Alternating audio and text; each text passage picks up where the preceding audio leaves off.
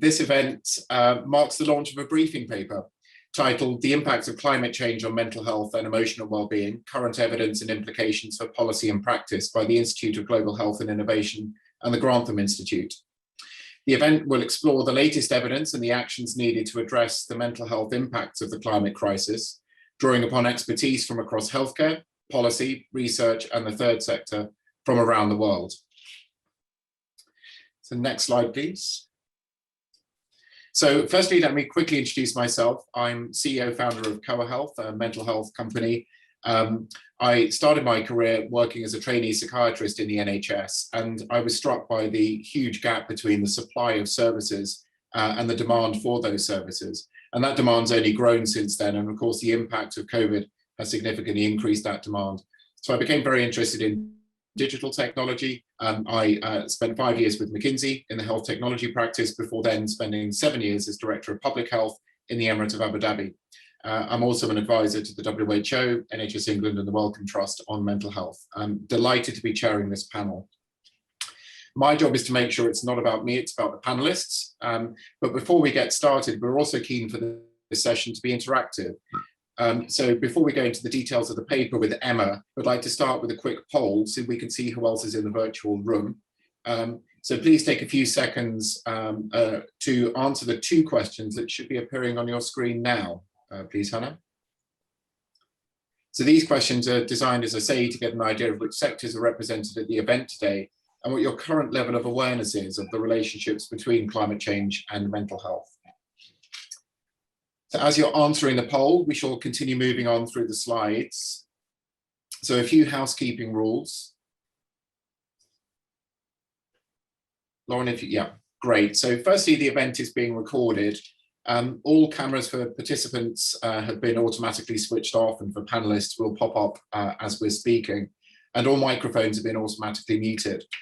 You can continue to communicate with us through the chat function, and during the panel discussion, please also send your questions through the chat function. We have a hard-working team in the background who will compile those questions and prioritize them. So as we await the results, I'm delighted to say that we're joined today by a fantastic panel of experts and thought leaders from across different sectors. And I'd like to introduce Dr. Adrian James, the President of the Royal College of Psychiatrists. Dr. Caroline Hickman, a climate-informed psychotherapist and an eco-anxiety researcher.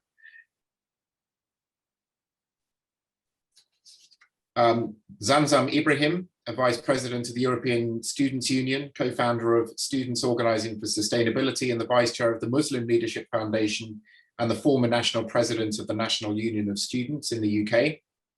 Anna McMorrin, MP, the Labour MP for Cardiff North and a Shadow Minister. And Dr. Emma Lawrence, Imperial College London's Mental Health Innovations Fellow.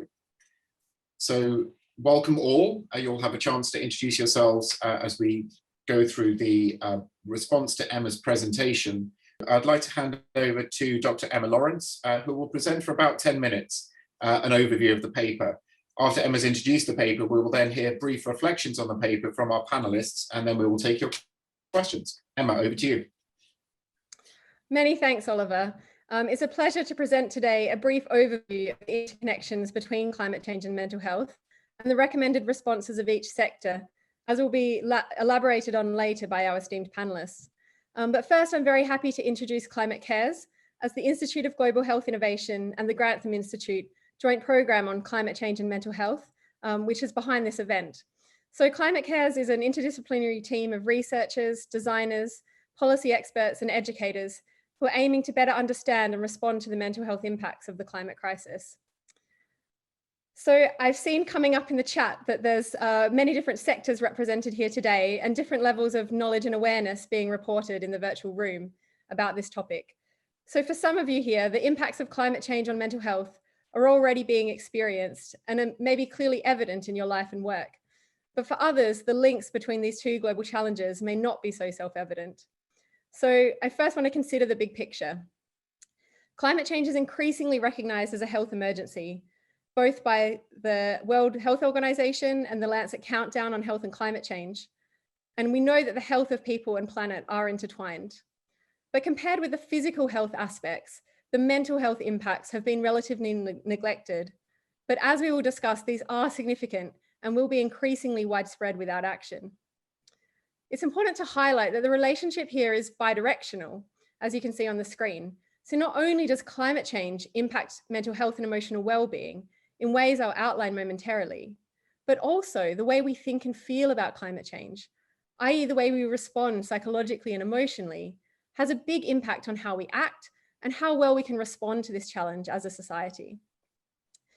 Vitally, there are also unappreciated common causes to some of the burden of both climate change and mental health that arise from the way our societies currently operate. For example, the negative impacts of air pollution, but there are many others. This observation comes with a big opportunity. If we take action on climate change, this will have even bigger returns than we currently predict, both because it will reduce the mental health impacts, which we haven't properly accounted for, but also by creating societal changes that are themselves strongly associated with improved mental health and well-being. Unfortunately, at the moment, both the costs of inaction and benefits of action have currently not been accounted for in policy and practice, and both knowledge and awareness are relatively low. And we can see this in the briefing paper, where we did an illustrative example looking at articles published in when we search database PubMed, and we see that there is a relatively little overlap between mental health and climate change compared to the thousands of papers on each individually. And similarly, in the New York Times, which we took as a metric of awareness, there's only 257 articles where these links are made, compared to tens of thousands of both topics discussed separately. So to raise awareness that we hope will drive action, we're pleased today to launch the IGHI Grantham Institute briefing paper, Impacts of Climate Change on Mental Health and Emotional Wellbeing, Implications for Policy and Practice. This paper summarizes the current evidence while providing recommendations for different sectors to act. So we'll move now to an example figure from the briefing paper. Clearly there's a lot going on here, so I'm not expecting you to read all of this, and I'll step through it piece by piece in a moment. But we wanted to show overall that we need to examine this issue, this topic, from a systems level. We see that climate change impacts at the top of the figure move through a variety of pathways, both direct and indirect, to mental health impacts at the bottom. So if we look at the climate impacts first, we know that as greenhouse gases increase in the atmosphere, there are a range of current and future predicted impacts. And this includes things like gradual changes in average climatic conditions. So we know higher temperatures and sea level rise, and also acute and chronic extreme weather and climate events. So more frequent and severe floods, fires, and droughts, for example. And these climate change related events influence mental health via numerous pathways, which we can see here as a continuum. So on the left, we've pulled out some of the more direct impacts. So things like loss and damage of homes and property, or experiencing extreme high temperatures.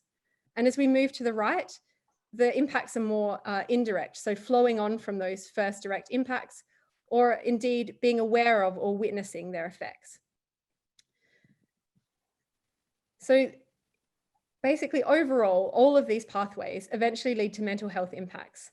And when we talk about mental health and emotional well-being, we know that these are broad terms, but we're using this here to capture impacts, including an increased number of suicides or suicidal thoughts, worsened symptoms or new cases of diagnosable mental illness or severe distress, worsened physical health or death for people with pre-existing symptoms or diagnosis of mental illness, and worsening mental health and emotional well-being in the population. And these impacts follow from all the pathways, but certain groups are particularly affected. So we know this includes children and young people and the elderly, pregnant women, poorer communities and Indigenous communities, and those with pre-existing mental illness or distress. And hence climate change threatens to widen inequalities if we don't act, including mental health inequalities. So to turn to these direct impacts one by one, we know that rising local temperatures on both short and long timescales have been clearly associated with more deaths by suicide. And while this varies from locations around the world, we see overall that as a day gets hotter by about 1 degree, so a 31-degree day as opposed to a 30-degree day, we see about a 1% increase in suicide. And in the UK in the 1995 heat wave, we saw a 49.6% increase in suicide. And this wasn't seen, for example, in the 2003 heat wave. And so there's more to learn about these effects, but overall the trends are clear. There's also more hospitalizations in warmer weather for symptoms of mental illness and worsened psychological distress. And people with pre-existing illness, in particular mental illness, are more likely to experience physical distress from heat, with some estimates that they're 2 to 3 times more likely to die in a heat wave. If we look now at extreme weather events, which we know will be more frequent and severe under climate change, we very often focus on deaths, evacuations, and migrations from things like floods or fires. And we focus on damage to homes or number of people physically affected. But beyond the physical injury, the psychological toll of these disasters is huge. And by some estimates, again, can exceed physical injury by about 40 to 1. So it's understandable that there is short-term shock and trauma if your life has been uprooted in this way. And also understandable that for some, this can lead into longer-term severe distress and diagnoses of anxiety, depression, PTSD, substance abuse, and increased likelihood of suicide. So we need timely support, both material support to return life to normal as soon as possible, and ongoing community and mental health support. But even for people who don't yet directly experience climate impacts like these, being aware of or witnessing these events, seeing natural landscapes change and a future way of life threatened, also understandably has a big psychological and emotional toll. And many people, particularly young people or those whose livelihood or culture are strongly tied to the land, report feeling very strong emotions and distress, including grief, anxiety, guilt, and anger. It's important we don't pathologize these responses, and new terms like eco-anxiety are not new disorders, but we do need to understand how climate change acts as a stressor and impacts our mental health. There's some emerging evidence that for many, processing these emotions, especially with support, can lead to taking action, and that itself seems to help mental well-being. But for some, this distress is affecting their sleep, lives, and having a huge psychological toll, particularly with perceived government inaction. We've found that young people in the UK report significantly more distress about climate change, even than the COVID-19 pandemic. Even last year, when they said the COVID-19 pandemic had a bigger negative effect on their life than climate change, understandably day to day. So we need to take these impacts into account into policy and planning across the board. But the good news is that there's not just costs of inaction, but also benefits of climate action on mental health that we haven't accounted for. So individual action has benefits, but government action also helps mental well-being of people distressed by inaction. And climate action that includes things like increasing active transport or natural flood defenses with increased biodiversity and reducing air pollution, all of these come with big mental health wins as well. So we have an opportunity here to move from a vicious to a virtuous cycle. And at the same time as we act to mitigate and adapt to climate change, we can reduce inequality and improve mental health. To do this, we need a systems level, holistic response to a systems level challenge. We need to bring together different sectors to work together and learn from good examples of change around the world. We provide some recommendations in the paper to try and move towards this for different sectors, including health system leaders and practitioners, policymakers, researchers, and third sector and community organisations. We've pulled out a few recommendations here. For example, across the sectors, we'd like to see advocating for climate mitigation and adaptation that takes mental health into account in the rationale, and also to facilitate or join cross-organisational collaborations. We've also highlighted for health system leaders to help train healthcare workers to identify, manage, and speak out about these impacts. We've also said that policymakers should ensure that the co-benefits of action for mental health are adequately incorporated into cost-benefit calculations for both climate-focused and health-focused policies. We're asking for researchers to better fund and conduct robust interdisciplinary and collaborative research. And we've highlighted target areas, including looking at these currently hidden costs and how we can take that, have the economic cost into account in our decision making. And finally, for third sector and community organisations, to ensure that those who are responding to those in distress, either after an extreme weather event or indeed from higher temperatures, have that understanding of the mental health needs of those affected. So thank you very much. I look forward to being able to discuss this in more detail, and I'll now pass back to Oliver. Emma, thank you very much. That was fascinating. We will now pass on to each of our panelists who will briefly introduce themselves and give their reaction. So Adrian first.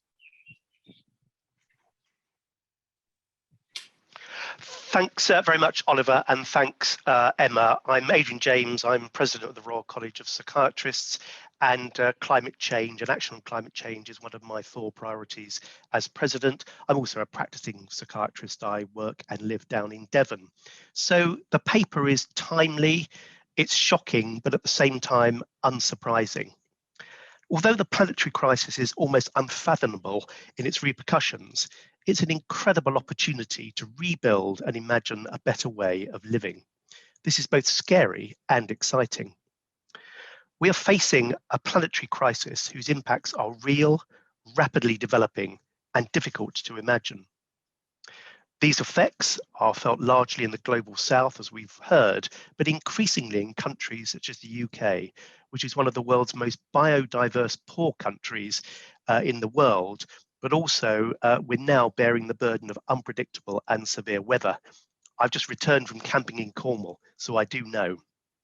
Research from the RCPsych found that more than 4/5 of the UK public think that climate and ecological emergencies will affect mental health in a decade at least as much as unemployment and COVID-19.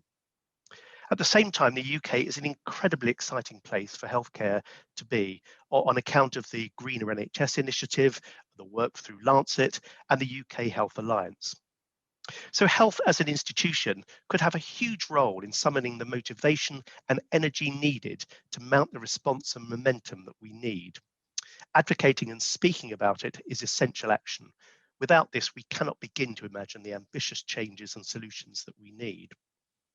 An essential element will mean imagining and asking for creative alliances across government, research bodies, clinical providers, wildlife organisations, estates, procurement, and clinical bodies such as the RCPsych. Everyone must be involved. However, this journey will not be possible without the government buying in. There is a great opportunity within the UK to continue leading at COP26. So mental health has a critical role in galvanising the response to the planetary crisis, highlighting the psychological dimensions of experiencing and responding to any crisis, lending its voice to advocating for a vision of health which is holistic and takes the entire person into account. The Royal College has recently launched our position statement, Our Planet's Climate and Ecological Emergency. It includes pledges of action by RCPsych, recommendations for action by government and educational bodies and health services, details of the impacts of environmental degradation and climate-relating hazards on mental health, an overview of psychological dimensions of the crisis, and ways in which mental health services can form part of the solution. Included in our pledges, the College commits to an ambitious plan for sustainability, including a pledge that by 2040, it will achieve net zero carbon dioxide levels for emissions it directly controls. I want to actually go further and faster if we can. We'll also promote prevention in psychiatry, showing how detecting and treating illness early to halt or slow their progress is an essential part of making healthcare more sustainable. We're also integrating this work throughout the college to develop a wider sustainable network and promote learning, and supporting the creation of an alliance across mental health organisations to better represent the mental health impacts of and potential solutions to the climate and ecological emergency. We'll also be empowering patients to make informed choices in their care and engage them in the development of mental health services that are collaborative and sustainable. And we'll be continuing to support the integration of social prescribing and nature-based care into mental health services. And finally, the inclusion of children and young people's perspective and our close work with our child and adolescent faculty serves to highlight our understanding of this as fundamentally a generational issue. Thank you so much. Adrian, thank you. That was wonderful. Caroline. Thank you, and thank you for including me in this. So my name is Caroline Hickman. I'm a lecturer at the University of Bath. My research for the last 6-7 years has been primarily focused on children and young people and the ecological emergency globally. I also work with a group called the Climate Psychology Alliance, and I'm a psychotherapist in practice. And half my psychotherapy practice now is taken up with people coming for support, adults, children, young people, with their distress about the climate and biodiversity crisis. I've also been working a lot with youth activist groups. I want to say that, you know, this report is a fantastic baseline in bringing together all of the concerns from diverse views. I think they worked incredibly hard to include diverse voices in this report, and that can sometimes be missed and overlooked. And young people were very much included in all the discussions, and I think that's crucial. I think the report's done a great job in raising concerns, in starting to give warnings, and taking a systemic approach, very much from a looking at that interrelationship between the physical and mental health impact. What I'm delighted about is the fact that social inequality and injustice runs through the whole report, because we cannot look at psychological mental health, we cannot look at the climate biodiversity crisis and how we as a population and humanity are going to respond to this without recognizing the inequality and injustice that runs through this. I like the range of solutions and the strong call, which I want to reinforce again in a minute, for this integrated approach to solutions from education, research, from practice, from the third sector, and children and young people. In the report on page 12, for example, there's an acknowledgement and a recognition that a lot more research is needed, particularly on the impact on children and young people. And I just want to speak to that a little bit, just briefly, about how eco-anxiety is framed and felt and experienced sometimes very differently by children and young people to adults. And that's what's crucial for us in navigating our way through this. And we need to keep that in mind. We need that lens and that understanding that children can emotionally experience this differently to adults. They haven't yet, for example, developed the adult defenses against the distress. And we could argue, nor should they. And we could also argue, nor should we have those defenses against that distress, because that's probably going to get in the way of us taking action. So I would absolutely agree this research is needed, but it needs to be done through a young person's lens, because for young people, eco-anxiety and distress is not just about environmental degradation. It's the failure of adults to act. It's the failure of adults to put themselves in young people's shoes and understand it from their perspective. So there's an abandonment and a betrayal and a failure to understand. And it's not just about their concerns about the future. It's about the global inequality and injustice and the failure of adults to frequently understand that. Sally Weintraub talks about moral injury. So there's this dovetailing and relationship between moral injury, a violation of what's right, in our failure to understand how this can be feeling to children and young people. So it dovetails with human rights issues. And today is the day that the 8 Portuguese children who are suing 33 European countries are waiting to hear back the defense from these 33 European countries. So I have to give a shout out to them. That integration of the legal with the emotional, psychological, and systemic and political is absolutely crucial. And we have to value what's there, what's in existence. The recent CAMS report, Child and Adolescent Mental Health, from the UK, the University of Bristol Students Report, Friends of the Earth YouGov poll, and the practitioner data that we're seeing coming out in practice, which speaks about the depth of the distress that children and young people are feeling and their need for that to be understood.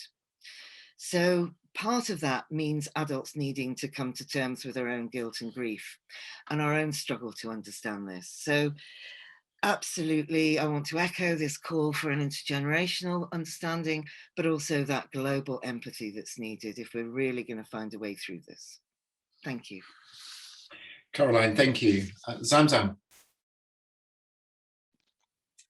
Thank you very much. And I mean, it's great to follow up on Caroline, actually, because a lot of the stuff that was highlighted is very much what I was going to say. So first of all, I'm Zamzam Ibrahim. I am currently the Vice President of the European Students' Union. formerly the president of the National Union of Students in the UK, co-founder of SOS UK, and have been heavily involved in climate justice work, from UK climate strikers to Green New Deal and organising in campuses. So very familiar with youth activism in the UK. And I think for me, this report is incredibly important and highlights a lot of the things actually as youth activists and campaigners on climate justice have been saying and highlighting. I think one of the things that we have never seen as two different issues is the impact of mental health and how our environment impacts that and affects that, but also the symptoms of climate change on our environment, and understanding that one is a systemic issue and the other is the effects of that systemic issue. And I think the most important thing, and Caroline highlighted this quite well, to me, is that the climate change is a systemic issue. It's a systemic issue that affects people of colour disproportionately. It affects poor and working class communities disproportionately. And of course, we often highlight, yes, it affects the global north. But I think one of the things that we often always take the lens away from is actually how it impacts people of colour disproportionately here in the UK, right? So we want to talk about the global south. Actually, let's talk about how it affects people here in the UK specifically. A great example is London City Airport, and how that is a community, essentially an airport that was built in a working class community, where the community in that local area earn 40% of that community earn less than 20k to get by in the year, but actually the average user of that airport earns over 100k a year. So actually, and those communities specifically, who are actually disproportionately people of colour and also disproportionately working class communities, have had their life essentially affected by air pollution, decreasing their life expectancy by 30%. And I think that's a terrifying statistic, right? And often something that we often ignore when we talk about the effect of climate of climate change here in the UK. We know that Ella Kisser died because of the effects of air pollution here in the UK. So often when we talk about the impact, that disproportionate impact, and why these systemic issues are embedded in the system and why they need to be pulled out, there is a disparity between the effects of climate change, and the UK being one of the biggest contributors to the environment, and actually the effects of young people organising. And I think one of the things that is highlighted in this paper around eco-anxiety, it's much wider than the impact, right? Like the reality is our physical well-being has a lot to do with our mental well-being, and that cannot be disputed. But actually, when we're anxious about the future and what's to come, but actually then are gaslighted by organizations and climate environmental organizations that don't actually center our voices, but all they do is tokenize the youth voice, then what happens is there is a misunderstanding of how power is used and the power that we hold. And often young people, and I've worked with very, very incredible and articulate and energetic young people who after a couple of months really are hit with burnout, because they often feel like they're doing so much work and they're so excited, but they don't see change being implemented. And I think, to me, that's the biggest and most important things, because when you fall into a space of hopelessness, you fall into a space and that directly leads to depression. And I think actively speaking about burnout and I know a lot of climate activists, I actually don't know any young climate activist movements that don't embed self-care into their spirit in organizing. And so I think this report is really incredibly important in highlighting some of those systemic issues and calling out for what there is. But I think the most important thing that needs to be heard out of this is the lack of investment, right, in mental health and provisions that's available to young people, right? It is still very much a privilege to be able to access those spaces. And so actually we do need to break down those systemic barriers that exist in tackling that issue. So I'm gonna pause here because it's a topic I could talk about quite in depth with and constantly go on about. But thank you so much for inviting me. It's been a pleasure. Well, thank you, Zamzam. You have an infectious enthusiasm for the topic. So wonderful. Anna. Thank you very much, Anna. It's an absolute pleasure to be here this morning for this really important debate. And panelists have made some really brilliant, insightful remarks. And perhaps as the only politician on the panel, perhaps spelling out what decisions we as politicians, but government must make is very important. So no pressure then. But I would say this report is a welcome addition to this largely under-researched but vitally important area, assessing the impact and connection between the two of the gravest challenges facing us, climate and mental health crises. And we know the climate crisis is a threat multiplier, compounding existing challenges and injustices, driving new forms of inequality, harms and insecurity.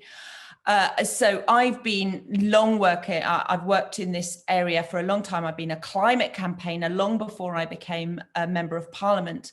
I worked as a special advisor on climate within the Welsh Government. And following that, I represented 50 states and regions across the world in getting their voice heard in the run-up to the Paris Climate Agreement, getting action from the ground up actually mentioned in the official text. And as a member of Parliament, and until recently the Shadow Minister for International Development and International Climate, I've witnessed the impact that climate trauma has on the health and well-being of people and communities, and whether that's flooding victims, for example, in Cardiff North, in my own constituency in Cardiff, victims of drought, flooding, extreme weather, in Kampala, in places, far-flung places across the world. And we know that breakdown is ever increasing. We've seen, since 1990, we've seen a 35% increase in climate-driven disasters. And in the past decade alone, 3/4 of all disasters triggered by natural hazards were driven by climate change. And we've seen many millions of people displaced, crops ruined, health systems destroyed, resilience eroded. All of this has huge, huge impacts. In just the last 2 years alone, 3 times the amount of people were displaced because of climate change than conflict. And that is a rising trend. So the number of people likely to be displaced by climate disasters by 2050 stands at over more than 200 million, and likely 2 billion by the end of the century. This is not insignificant. This is a huge impact which we here in the UK need to address, whether at home or overseas. You know, I've seen that firsthand impact of climate breakdown. I've been uniquely placed to see both the problems we're facing and witnessing, and the frustration knowing the inaction is taking place at a legislative level.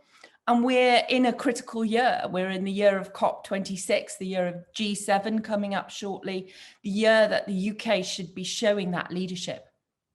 And whether that's people hugely impacted by flooding in Cardiff, or in Yorkshire, and I've spoken to them, people who are scared to go to bed at night when it's raining, people who live constantly with their furniture upstairs through anxiety because of the flooding, the risks to flooding they might face, or whether it's Rose, who I've spoken to, living with and attempting to mitigate and adapt to water stress and huge drought, looking after her family in rural Kenya. That takes a real emotional and mental toll on a person, increasing volatility, growing scarcity, and the unpredictability fosters such a deep sense of insecurity that we need to be addressing that. And we need a fusion of the sort outlined in this report to help people not only at home, not only to have that stronger resilience in the first place, but to understand how climate trauma takes effect, how best treat it, what systems and support we need to have in place as we move into the future, as we address these issues. We need far more mental and physical health to be on a par with with each other and as a very minimum, and we must see better collaboration and interdisciplinary research to build that evidence base in this hugely under-researched area. You know, mental health on its own cannot be siloed off.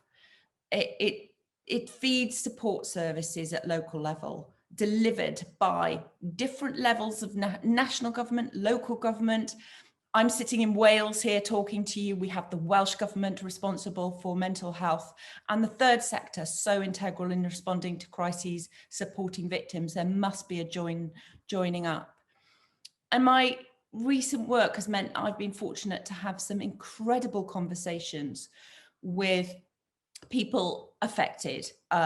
3 amazing women, Rose, Rosemary and Comfort from Kenya and Uganda, leading grassroots responses to climate breakdown in their own communities, but speaking passionately and emotionally of needing water for the women, but also saying it's always the women.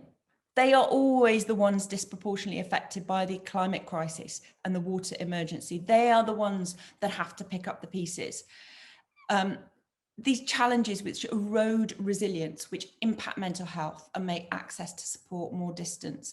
And it's the cruel reality of climate change as a driver for this mental health, which must be addressed. So the report calls for better advocacy and finance for climate mitigation and adaptation, something I've really been focused on in my role in mobilizing new and additional climate finance for developing nations, but also critically making sure that people who are impacted, developing nations, have a seat at the table during COP. All too often, it's the Western world that dictates what happens in developing nations. We need people who are impacted, who know those solutions firsthand, to be making those decisions and having a seat at the table. Cancelling debt repayments would also be a good start. And what we must remember when we talk about all of this, policy, numbers, the statistics, is that these are real people, real lives, and real families impacted. Our world is interconnected, but our response to protect joint health, security, and prosperity must be interconnected too. As we come out of this pandemic, responding to COVID has taken over everything. But as we emerge from this crisis, now is the opportunity to build back better, to join up and use the opportunity now to tackle that climate crisis and strengthen and advance our health and well-being.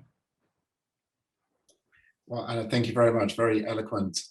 So I want to get onto the panel discussion, but just before that, do we have those poll results just to see who's in the room from the participant side? Well, very interesting. We have a wide range of people, from researchers to healthcare policy and government, third sector organisations, somewhat fewer funders and philanthropists. And just in terms of the level of awareness, so quite a few people know a fair amount or know a little. Hopefully by the end of the panel today, we'll know a little bit more. So I am going to lead us on to the first question. And this one I'm going to target to Emma and then perhaps Anna. What are the vicious and the virtuous cycles of climate change interacting with mental health outcomes that you describe in the paper? Thanks so much, Oliver. So in terms of I mentioned the vicious cycle and the virtuous cycle that we hope to move to in terms of this link between climate change and mental health. The vicious cycle, I think many of our panelists sort of touched on in their opening remarks. So we see that essentially those who are already experiencing inequalities, whether that's poorer communities, more rural communities in some countries that rely on the land for their livelihood, Indigenous communities, and also in particular, in this topic, people who already experience distress or are diagnosed with mental illness are more vulnerable to the impacts of climate change, both on their physical and mental health. And so without action, we see this sort of multiplier of inequality, as people have said. And also it's important, as Zamzam said, that without appropriate support, people taking action on climate can actually sort of burn out, and we can get this vicious cycle continuing. But the flip side, the sort of virtuous cycle, is that if we approach this in the right way, we have a real opportunity here, as other people also mentioned, for actions that try and address one of these challenges to have benefits for these other challenges as well. So, for example, things like action that reduces air pollution, also stops, greenhouse gas emission that contributes to climate change, but also can reduce the mental health burden that we know is associated now with air pollution. And also it's, communities that tend to be poorer, tend to be more affected by air pollution as well. So we're starting to address inequality at the same time. And there's many of these kind of actions at a broad level, including more biodiverse green space, active transport, energy efficient housing, etc., that have these multiple mental health, physical health, inequality benefits. And also individual action with the right support, we see also seems to have mental well-being benefits and providing meaning and connection to values, connection to others. So that's a sort of virtuous cycle that's possible with this positive vision of the future, where we address climate change, but also have these wins for mental health and well-being. Well, wonderful. Thank you, Emma. Anna, would you like to comment? Thank you. Yeah, I think it's really important to think about how these recommendations, how policy ideas work across government at the different levels and within the different departments. So all too often I see and listen to this Westminster and Tory government talking the talk, but not actually delivering. Too often issues are siloed off within their departments. And I know from my experience, my own experience of working within the Welsh government, how hard that is unless it comes from the top, unless there is a direct action to bring that together from the top, then everything is disparate, everything works against each other. That's what we need to see, is working together in harmony, and to see climate, health impacts, all of it together across the board. And we're just not seeing that. I'm really pleased that in Wales, we have the Wellbeing of Future Generations Act. It's a fantastic act that I helped bring in when I was in the Welsh government. And it is groundbreaking. It's world leading in terms of bringing together decision-making, long-term decision-making, and looking at health impacts, looking at the public sector, how they make decisions, looking at climate, looking at our environment, looking at our economy, all the while putting a duty on public services, the public sector, to make those decisions early on, which join that thinking up, and then having all of those delivery organizations in a room through public sector, public service delivery boards, public sector delivery boards, in a room making those decisions and joined up thinking. We need more of that. If we have more of that, and that's what I'd like to see across the UK, if we have more of that, we are more able to make these policy decisions, have this legislation that is not just in a room on its own somewhere. Well, wonderful, thank you. So next I'd like to go into a question from Clive Weston and to Caroline and Zamzam. Is our disconnect from the natural world one of the main reasons for our exploitative attitude towards nature? And is this impacting negatively on our emotional well-being? If so, what should we do about it? Caroline. Okay, thanks. Thanks for the small question. Brilliant. Disconnect generally, not just disconnect from the natural world, but disconnect from each other, disconnect from our hearts, disconnect between men and women, north and south. All of these disconnects are extraordinarily damaging.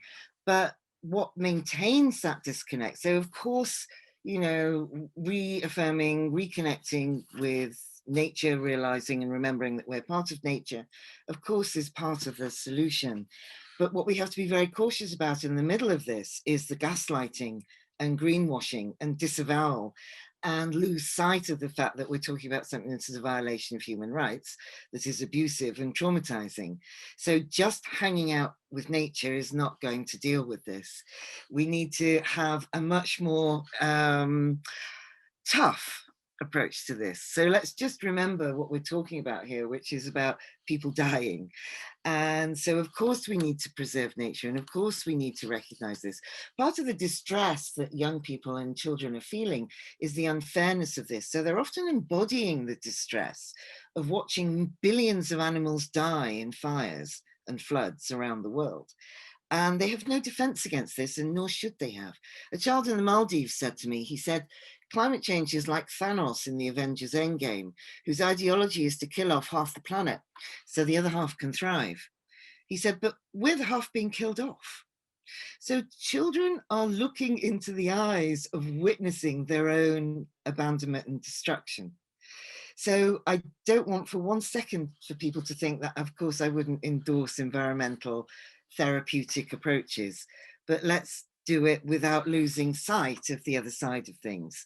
And one of the things that we're doing in Climate Psychology Alliance is trying to have this relational integration approach with climate cafes, with climate therapists, with podcasts, with research, with academics. So building this kind of climate aware psychological approach and understanding to this that doesn't exclude and split these things, but finds a way to hold the tension and bring them together. And we're trying to do that specifically with youth-led initiatives. There's a lot of youth-led initiatives we really need to get behind, like Clover Hogan, the work that she's doing, the work that Eloise Mail is doing with the UK YCC, Katie Hodgetts, the Resilience Project. These young people are holding the pain of that relationship with the natural world and with biodiversity and the mental health, and taking action and activism. So I really think we need to be kind of getting alongside them to approach this. I'll stop. Sorry, I could talk. Wonderful. I'm sorry. Wonderful. Caroline, thank you. Sam. Yeah, I mean, thank you, Caroline. That was really good, and I think again highlights a lot of things I wanted to touch on. But yeah, I massively agree with you in the sense of like the just connecting with the outside environment and then having access to it isn't the solution, right? This is a systemic issue. And often I think one of the things that we speak about when we, even like in student activist spaces and when we organize, it's recognizing that this is a global issue and this is, and essentially we are all interconnected in the effects, but the impact the global north is having is disproportionately affecting the global south, and seeing that displacement of home, seeing that people's essentially lives being valued less than people here. And I think it is really important because the young people now are living in a world where I have access to what's happening in Camden as much as I have access to what's happening in Uganda. And therefore the climate movements that are happening in those spaces are just as linked to the work that we're doing, and we're constantly sharing advice and support. And we saw that in young people massively organizing across the globe and walking out of classes, right? And often we take the agency away from young people because, like, I mean, I was involved in bringing those youth spaces spaces in UK SEN, the UK Climate Strikers, which actually majority of them were under the age of 15, and they drafted the first ever bill, Teach the Future, asking calling for completely reforming education, right? Reforming their educational spaces and the role that they recognizing the role that their educational spaces play in this bigger narrative in this conversation that we're having. And so actually, like, often almost we take away the power from young people when they hold such a powerful voice.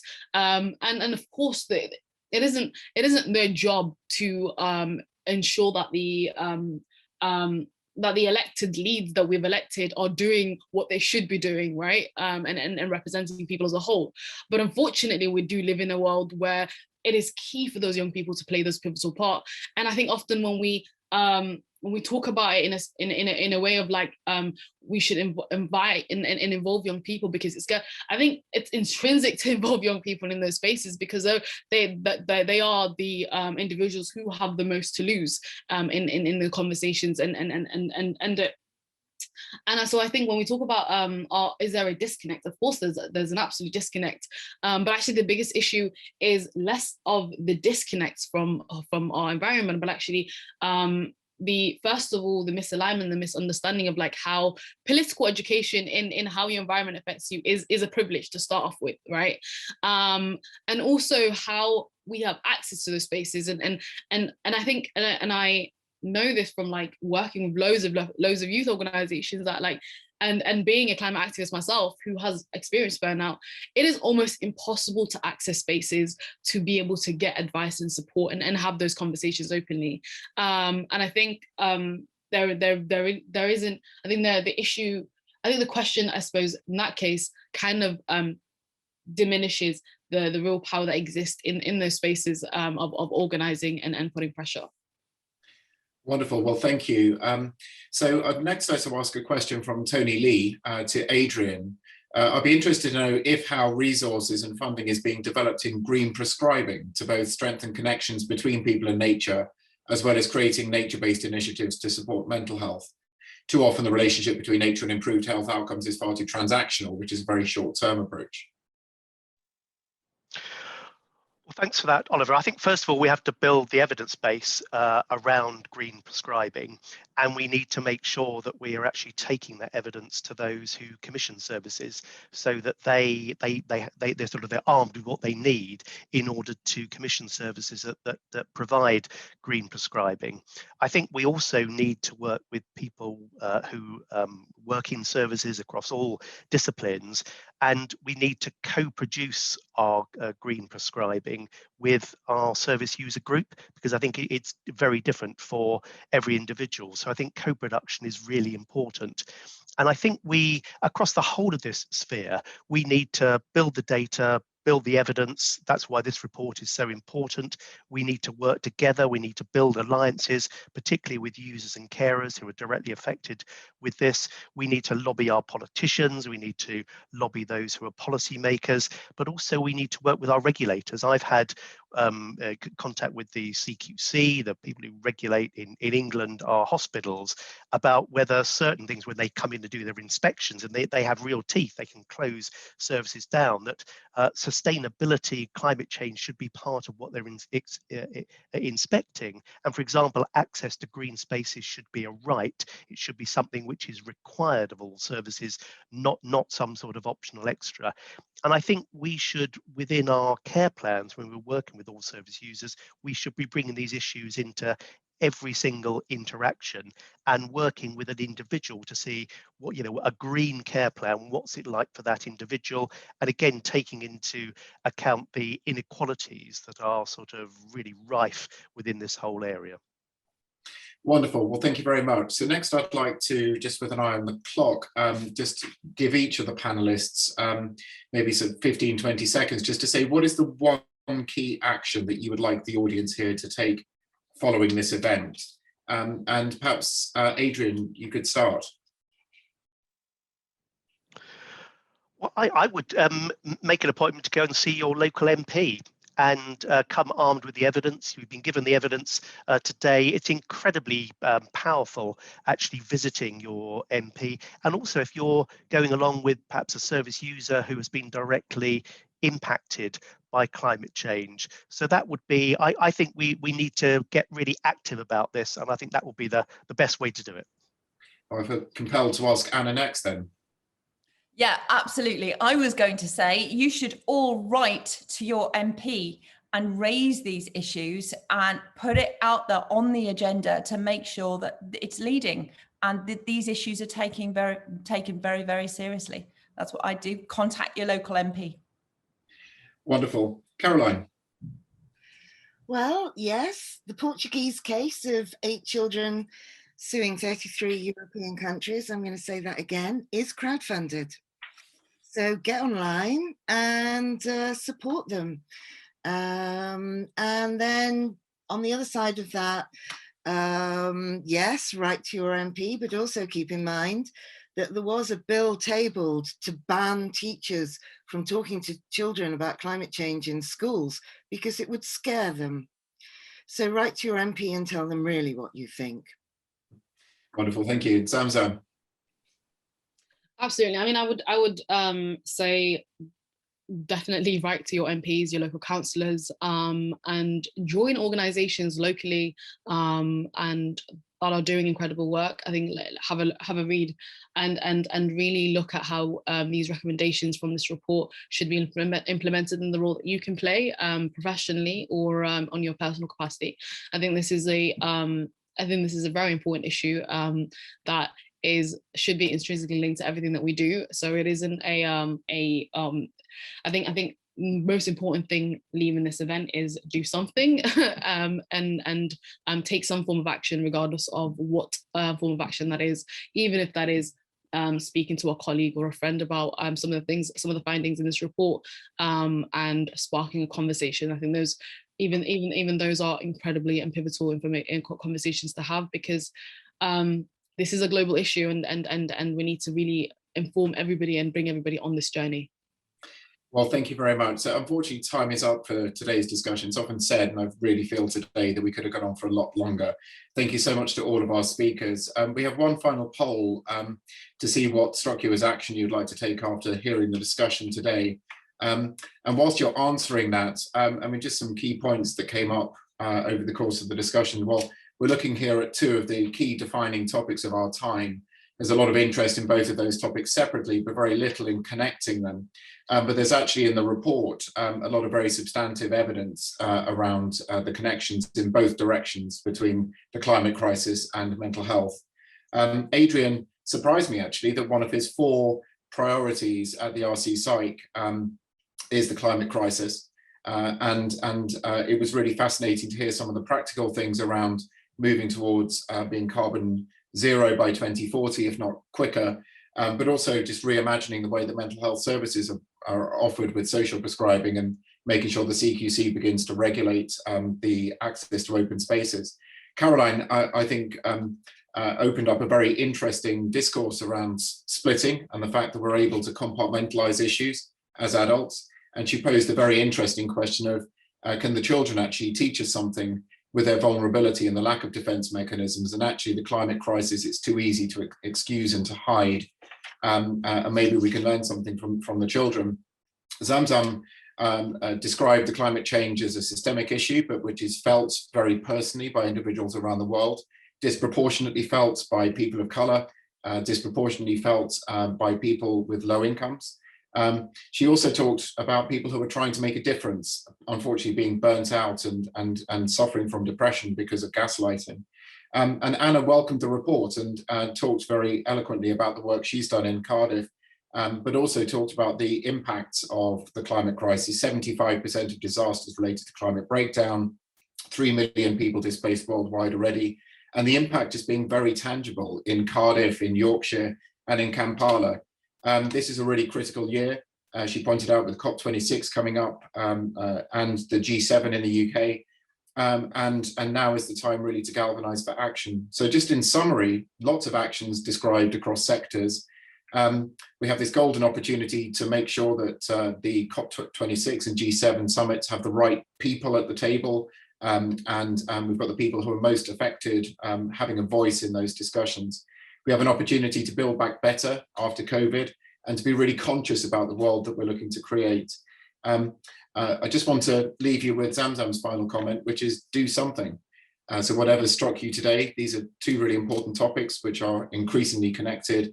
And now is the time for us all to take some action. So to everyone watching at home, thank you very much for tuning in and providing excellent questions. Apologies if we were unable to get to yours.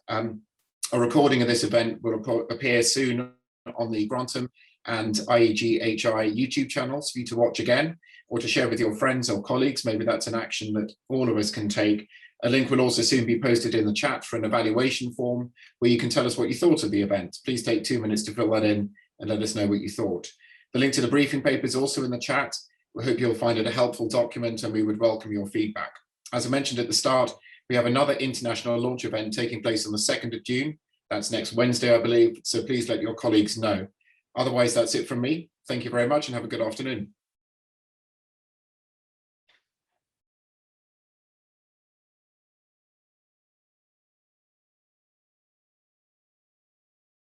Many thanks, all. Thanks everyone for attending and all of the speakers as well. Thanks from Imperial College. And many thanks to our chair, Oliver, as well. Thanks for doing such a great brilliant pleasure. job. Thank you. It's tricky with so many insights to keep to time. So thank you, everyone. Thanks very much. And yeah, good chairing.